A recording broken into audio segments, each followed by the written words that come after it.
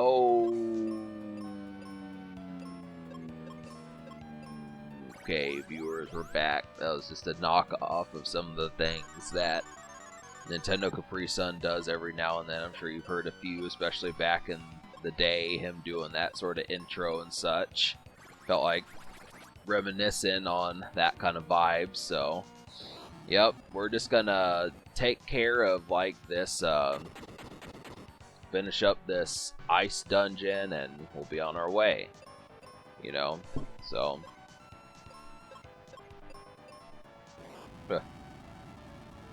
just trying to think of like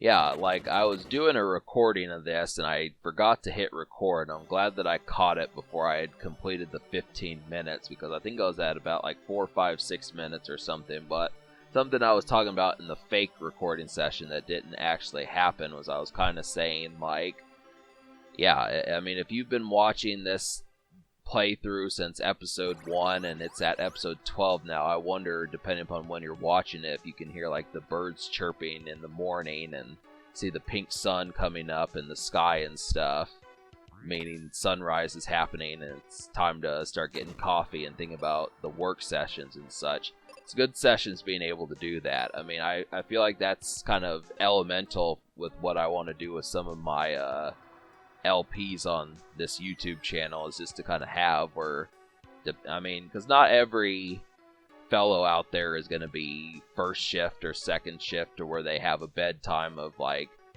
8:30 p.m. or midnight or something like that. I mean, there are some folks where it's like, hey, you know, you're gonna turn on this project at midnight or 1:30 in the morning and still be watching it by like 5:30, 6 a.m. And it's like, yep.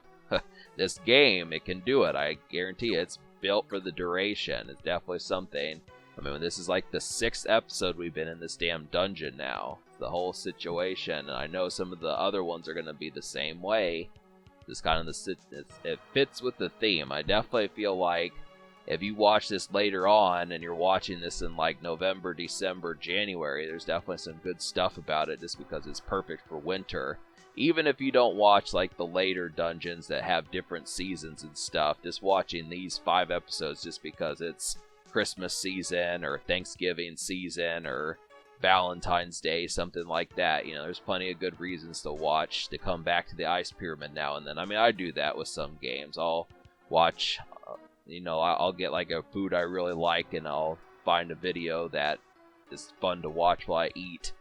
Hopefully this has those kind of memories in some senses. I mean, I could probably crack more jokes, but this game is not very interactive. It's more kind of central. You know, it's just about the battling. Not to say this is a, you know, I mean, I've said before, this is a pretty stellar game, but I mean, Super Nintendo games didn't have the voice acting and interactiveness as much as like later, especially like the PS1 that introduced it real well. But there you have it. We got to get out of this damn hellhole and move on and see what's next in this game, because we just beat the Ice Golem, so we now have half the game completed. We're at episode 12. So, but just remember that there's not gonna, like I've said, there's not gonna just be 4 areas here. But yeah, so this land turned out different. It's not as icy now. It's a cool effect.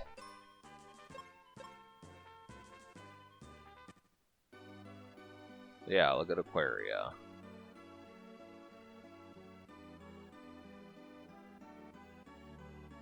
It's funny how these characters know them. I mean, yep. Sometimes the non-player characters have some extra stuff to say there. They kind of throw in those little hints and such. I don't know what the point of that comment was, to say they're kind of weird. I mean, yeah. I mean, one of them dudes is like a treasure hunter, so it's just kind of. It does provide some depth. I mean, when I said that this game was kind of scant, I guess that's kind of a depthy comment from one of them.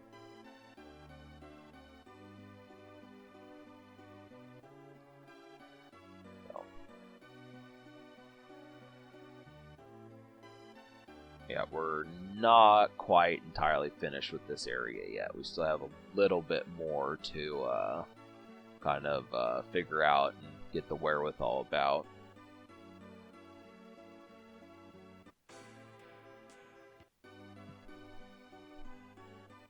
So, once again, I am thirsty, just like the last episode, which I just did like 30, 35 minutes ago, 40 minutes ago, something like that. Yep, I am still thirsty and kind of starting to get hungry also. Trying to figure out what exactly I could have. Might have some donuts. That sound real tasty. Gotta watch my diet. I mean, just 5 days ago I weighed 200 pounds, and now I don't. I weigh like a handful of pounds more than that, just because of a few snacks and sorts. So it's just like, you know.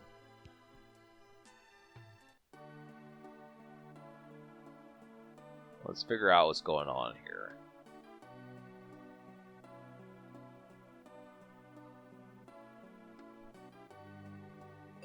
But yeah, in this episode, I forgot to pick up an item. And by that I mean a skill. So basically, we're supposed to get the Blizzard skill, and it would be useful. It's important to get these magic. They don't convey like directions as far as saying, "Hey, you should get the heal skill" or something like that. You have to kind of know and be at least willing to explore a bit to figure that out. So I don't know if I'll do it off screen, depending upon what it is. I'll have to go towards it and figure out how to do it, because I was kind of thinking I was going to do it in the playthrough that was supposed to be at the end of this episode, but yeah, I mean, this is an RPG, so keep that in mind, as it is based upon somewhat of exploration, so it's just kind of not going to be this straightforward. In some cases it's like pseudo-blind, but in other cases it's just kind of me having to check in with, I don't like to sit there and say I'm researching other playthroughs up on YouTube, but just the concept of like at least getting like a compass as far as what the fuck to do every now and then. So, tells you what the skill set of it is. Yeah, and go ahead, be my guest with reading this guy's text and stuff. I mean, I because it's not voice acting, I am going to talk through it, but you can at least read it and kind of. So, it's just 2 playthroughs you're allowed to do here, is you can follow the game and follow what I'm saying. It's fun stuff. Well, at least we have a map out of what's the next trajectory of what to do for Benjamin here. So.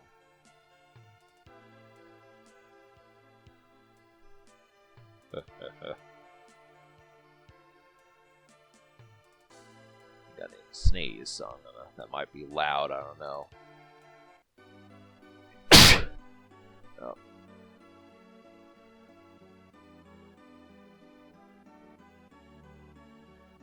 Yeah, I do think that there could have stood to have been a few extra characters in this. I don't know why I'm trying to talk to Phoebe, but yeah, she has. I mean, once you're done with the character for like the area, they're pretty brief with you. They'll say like, they'll just be like, "Yep, good to see you," and then that's it. It's kind of interesting. I like how this game kind of does that though, in a faint sense, just because it implies that you need to move on and get to the next area and such. But yep, I forgot what I was trying to say. I had some topic I was trying to say. It had something to do with the sneeze, but yep, I guess that topic is lost amongst us here. But so yeah, this area winds up duping me for a little bit, so I thought I could have gotten it in this episode, but this is kind of a little bit of just like extra content, because I didn't really understand that you have to. I mean, this game is kind of sneaky in some senses, just because it assumes that you know what's going on here, but you do have to kind of like pay attention to like the layout, because essentially we're supposed to enter the focus tower from another region, And that's what goes on here, is just being able to do that. So, but yeah, so, and there are more battlefields, and you're gonna see in the next gameplay segment, which is in this episode, that these enemies do make short work. But yeah, it's just like, damn it, I was kind of pissed off about it. I was kind of getting a little bit aggravated, aggy about it, just because like, I mean, I know that I only had one party member. It was just the fact that I guess I am a little bit understaged, but I still feel like, I mean, by the time you see the next party member that I'm going to get in episode 13, you'll be able to tell that he is, like, pretty head and shoulders ahead of Jones here, Benjamin. So,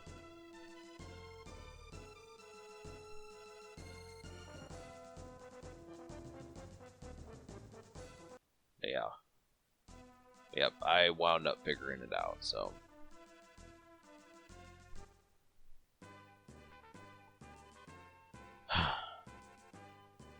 That's all you do. You just go up, go to the, you just have to enter the tower from a different area. Now keep in mind, before there was internet, this might have really stumped people. You might have had to waste like $2 or $3 trying to figure out what to do. There used to be game hotlines I've seen on some of the boxes and some of that stuff. Like Sega had a hotline, a bunch of them had hotlines where you could call and figure out tips, you know, long before there was Windows 95, Windows 98, Windows XP, and all those Windows machines, Macintosh, all those different ones. So you had to hit up the hotline and use a credit card, get fined like 99 cents a minute or $2 a minute. Just, I don't know. And that's kind of the concept behind a 30-second phone call. I mean, all you can say, I mean, basically you'd have to say in these 30 seconds, hey, I need to figure out what to do after I complete the ice pyramid. And I say, well, where are you? And I say, well, I'm at, I just talked to Spencer down in the basement. I mean, see, that's like 35 seconds there. So by the time you talk, it's like, well, you already have to pay another $2.50. Now, obviously, I know you shouldn't be like jonesing for $5, but the concept behind it is essentially you wind up paying like, yeah, the tip just to get further in the game is like a $6 tip or something, so you need 6 minutes to explain it to them. So you basically need your fast talkers, but you know, that's said and done. This is what I'm here for. That's the thing, you know, you don't need the hotline because you got acid roots. So yeah, these enemies were kind of pissing me off. Like I said, I was like, what the F, man? Yeah, I'm supposed to be better than these enemies, and the eyeballs sitting there paralyzing folks and stuff. I mean, I just was not a fan of that. I was kind of appalled by, like, the bogusness of that encounter there. So, but yeah, so that was a brief thing. I can promptly tell you I wasn't in the mood to do the rest of those battlefields, but this is this kind of, there's not really much left to, like, I mean, there is a little bit left. There's like, but basically, there's another area that doesn't really have much point at this moment that I'm going to show, and that's where I'm going to heal up after this. But, yep, so we're going to talk to this dude. This is the weird dude here, is this thing. Yeah, I mean, he's kind of supposed to be like the owl from the Zelda series. I forget that owl's name, but yeah, he just kind of gives a brief hint, and then he's out of there. So it's just kind of...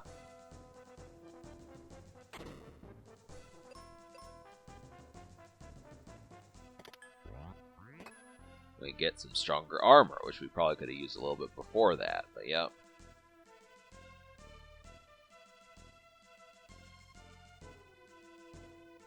So yep, and you know, that's the thing. The stuff was right over there. The blizzard spell was right over there. I probably should have went for that. Didn't even think to. We'll get it next time. I'll traverse back here and see what's up with it. So yep.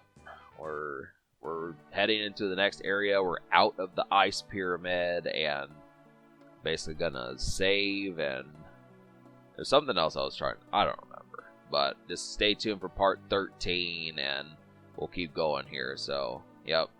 It's getting good, folks. Stay tuned for that. So, subscribe for more fun. Thanks for watching. Have a wonderful night.